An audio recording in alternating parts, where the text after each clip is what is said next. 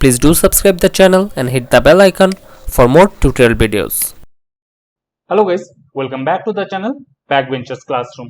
Guys, अगर आप किसी भी कंपनी के लिए काम करते हैं जहां पे आपको एक्सेल डेटा मैनेज करना पड़ता है, वो भी बिग डेटा को लेकर, और मान लीजिए आपके कंपनी ने आपको कुछ ऐसा टास्क दिया है जहां पे आपको बोला गया है कि आपके कंपनी का जितना भी एम्प्लॉइज है उनका डेटाबेस के हिसाब से हर एक के लिए सेपरेटली एक फोल्डर क्रिएट किया जाए और हर एक फोल्डर में उस एम्प्लॉय का जितना भी डॉक्यूमेंट्स है उसको सेव रखा जाए, जो कंपनी ने फ्यूचर में ऑटोमेशन की मदद से उसको सर्वर डेटाबेस में इंटीग्रेट करेंगे।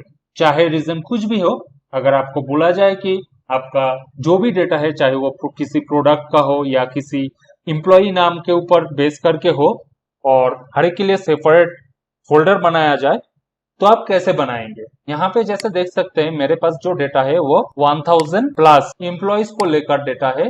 अगर मैं हर एक के लिए एक एक फोल्डर बनाने जाऊं मैनुअली, कोई भी फोल्डर के अंदर या कहीं पे भी लोकेशन में जाके, तो मुझे पूरा का पूरा दिन वेस्ट करना पड़ेगा। तो इन केस में हम लोग क्या करेंगे, यहाँ पे एक्सेल में फॉर्मूला यूज करके इसको कुछ ही सेकंड में ऑटोमेटिकली हर एक एम्प्लॉय के नाम से या आईडी से सेपरेट फोल्डर बनाएंगे। और कंपनी के टास्क के हिसाब से, अगर कंपनी जैसे नेक्स्ट टाइम बोलेंगे कि ऐसे डेटा को इंटीग्रेट करना है, कैसे करना है, वो बाद में करेंगे, पहले फोल्डर को क्रिएट कर लेते हैं। ठीक है। और गाइस, फोल्डर बनाने से पहले हम लोगों को कुछ चीजें ध्यान रखना है। जैसे हम लोग जिस नाम पे फोल्डर बनाएंगे वो हमेशा यूनिक रखेंगे। जैसे कि आपको पता है, आप एक ही नाम से मल्टीपल फोल्डर नहीं बना सकते। अगर कंपनी में सेम नाम का मल्टीपल एम्प्लॉइज है तो फोल्डर भी मल्टीपल होना चाहिए, राइट? लेकिन अगर सेम नाम सेम सरनेम है तो फिर क्या होगा, फोल्डर एक ही बनेगा। तो इस चीज को ओवरकम करने के लिए हम लोग कुछ ट्रिक्स अप्लाई करेंगे। जैसे कि देख सकते हैं यहाँ पे एम्प्लॉय आईडी है जो हमेशा यूनिक होता है, और यहाँ पे नेम है। ठीक है। और कंपनी ने आपको बोला है नेम के थ्रू बनाने के लिए या फिर एम्प्लॉय आईडी और फुल नेम को दोनों को यूज करके बनाने के लिए। ठीक है। तो फिर चलिए हम लोग शुरू करते हैं फॉर्मूला को। पहले यहाँ पे और एक इंसर्ट कर लेते हैं। ठीक है। कॉलम को इंसर्ट कर लेते हैं, इसको देंगे फॉर्मूला और यहाँ पे देंगे फोल्डर का। ठीक है। दो फॉर्मूला यहाँ पे यूज करेंगे। फर्स्ट फॉर्मूला हम लोग यूज करने जा रहे हैं इन दोनों को जोड़ने के लिए। ठीक है। उससे पहले क्या काम करेंगे, हमें ये जो बीच वाला जो गैप है, ठीक है, नाम और सरनेम के बीच, इसको हटाना है। इसके लिए क्या करना है, इस कॉलम को सिलेक्ट करेंगे, उसके बाद प्रेस करना है Ctrl+H।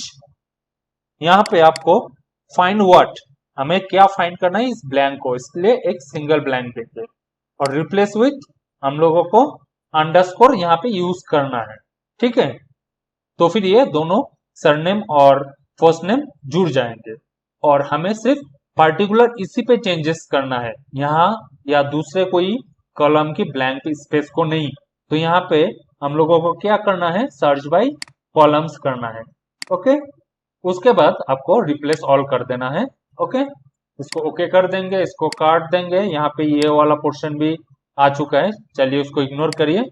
ठीक है। अब हमें फर्स्ट काम क्या करना है, इन दोनों को आपस में जुड़ना है। इसके लिए क्या फॉर्मूला यूज करेंगे, कॉनकैटिनेट का। इसके लिए यूज करेंगे इक्वल्स टू कॉनकैट।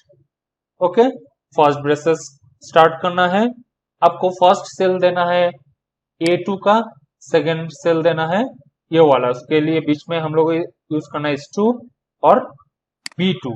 उसके बाद ब्रेसेस को क्लोज कर देना है और एंटर को प्रेस कर देना है। यहाँ पे जैसे देख सकते हैं नाम के साथ साथ एम्प्लॉय कोड भी आ चुका है। ठीक है। और यहाँ पे हम लोग दूसरा फॉर्मूला यूज करेंगे फोल्डर क्रिएट करने के लिए। उसका फॉर्मूला है इक्वल्स टू, आपको इसको कोटेशन में रखना है। ठीक है, सॉरी,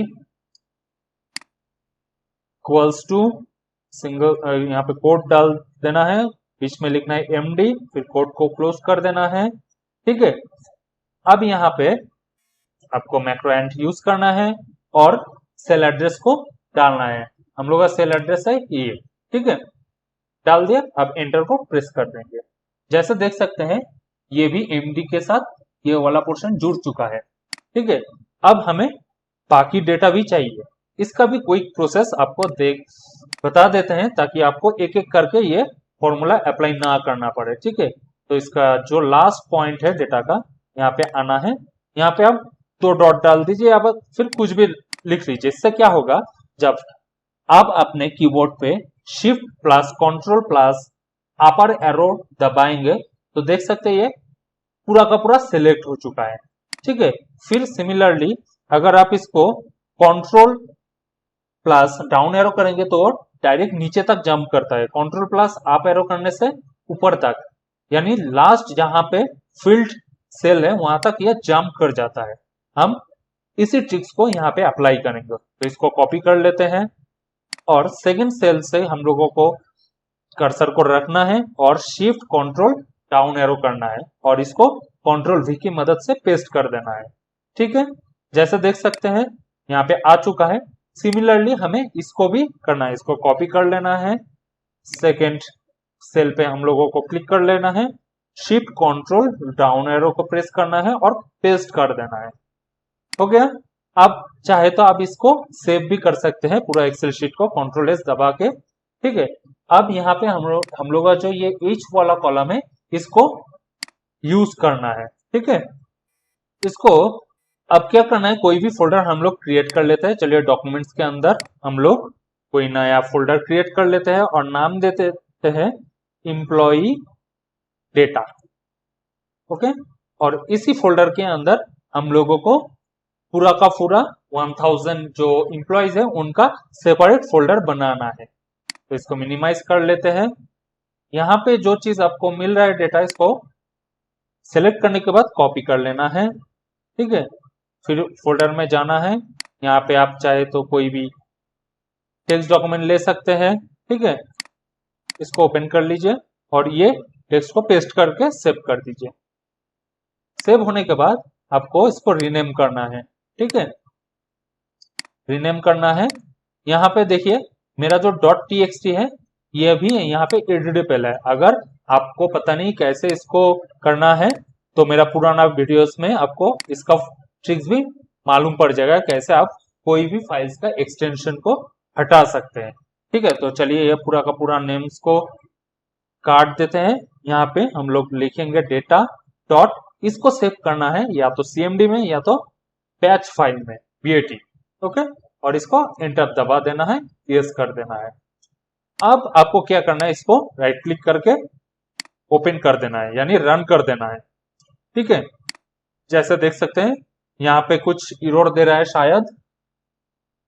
जी हाँ, यहाँ पे एरर मिल रहा है। इसका रीजन क्या है मैं अभी आपको बताता हूँ। इसको पहले काट लेता हूँ। ठीक है, ओके, चलिए एक्सेल में फिर से चलते हैं। यहाँ पे इसको पहले अंडू कर लेते हैं। ओके, यहाँ पे जो कोड है ये वाला कोड, यहाँ पे हमें एक स्पेस डालना था जो हमने नहीं डाला। ठीक है, अब इसको एंटर दबा देंगे। अब फिर से इसको कंट्रोल शिफ्ट डाउन एरो कर देना है। सॉरी, उससे पहले हम लोगों को इसको सेलेक्ट कॉपी कर लेना है, कंट्रोल शिफ्ट डाउन एरो कर देना है और पेस्ट कर देना है। अब इसको सेलेक्ट करके कॉपी कर लेना है पूरा का पूरा को डेटा को। ठीक है, अब इसको राइट क्लिक करना है, शो मोर करना है, एडिट कर देंगे और इसका जो भी टेक्स्ट है इसको रिप्लेस कर देंगे। जैसे देख सकते हैं यहाँ पे गैप आ चुका है। ठीक है, तो इसको सेव कर देंगे। अब इसको रन कर देंगे अभी। ठीक है, जैसे देख सकते हैं यहाँ पे 1000 फोल्डर 1001 फोल्डर आ चुका है, यानी हम लोग का जितना एम्प्लॉइज प्रेजेंट है इस डेटाबेस में उस हिसाब से हम लोगों को फोल्डर मिल चुका है। ठीक है, सो गाइस इसी तरह से आप अनलिमिटेड फोल्डर्स भी बना सकते हैं आपके डेटाबेस के अकॉर्डिंग। अगर वीडियो पसंद आए तो जरूर लाइक कमेंट शेयर कर रहे और सब्सक्राइब करना ना भूलें।